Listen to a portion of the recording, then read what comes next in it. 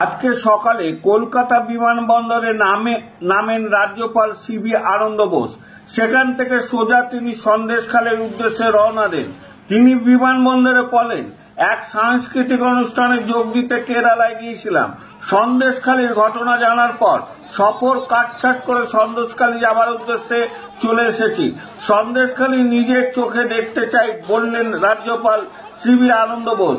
রাজ্যপালের কনভয় সন্দেশখালী যাবার পথে একাধিকবার বিক্ষোভের মুখে পড়ে। বাসন্তী হাইওয়েতে রাজ্যপালের সামনে 100 দিনের কাজের টাকা অন্যান্য দাবি দাওয়া নিয়ে রাস্তা অবরোধ করার চেষ্টা করে গ্রামবাসীরা, যার ফলে রাজ্যপালকে দাঁড়িয়ে যেতে হয়। তিনি গাড়ি থেকে নেমে বিক্ষোভকারীদের সঙ্গে কথা বলেন। এই ঘটনায় পুলিশ তৎক্ষণাৎ পরিস্থিতি নিয়ন্ত্রণে আনার চেষ্টা করে।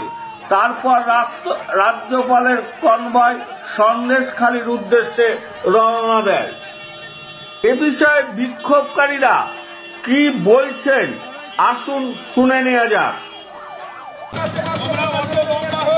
আমরা মূলত আজকে যে কেন্দ্র সরকার 100 দিনে যে টাকা দিচ্ছে না এবং আবাস যোজনা যে টাকা দিচ্ছে না, দীর্ঘদিন মানুষ বঞ্চিত, তার জন্য আমরা রাজ্যপালকে জানাবার জন্য আমরা আজকে পথে নেমেছি।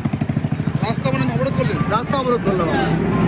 দাবিগুলো মানে কি? আমাদের দাবিগুলো হচ্ছে আমরা ন্যায্য কাজ করেছি, আমাদের ন্যায্য টাকাটা কেন্দ্র সরকার আমাদেরকে দিয়ে দিক। আর কি দাবি? আর দাবি হচ্ছে ঘর, আবাস যোজনার যে ঘর, সেই ঘরে আমাদের নাম আছে, সেই অথচ আমরা দীর্ঘদিন ধরে আমরা পাইনি। কেন্দ্র সরকার এটা আটকে রেখেছে। আমার নাম নিজামুদ্দিন আহমেদ। মানুষ, গরিব মানুষ, খেটে খাওয়া মানুষ, দিনমজুর মানুষ, আমরা তার জন্য রাজ্যপালের সামনে আমরা পথ অবরোধ করেছি, যাতে আমরা 100 দিনের টাকাটা আমরা পাই এবং ঘরে যে সমস্ত বাংলা আবাস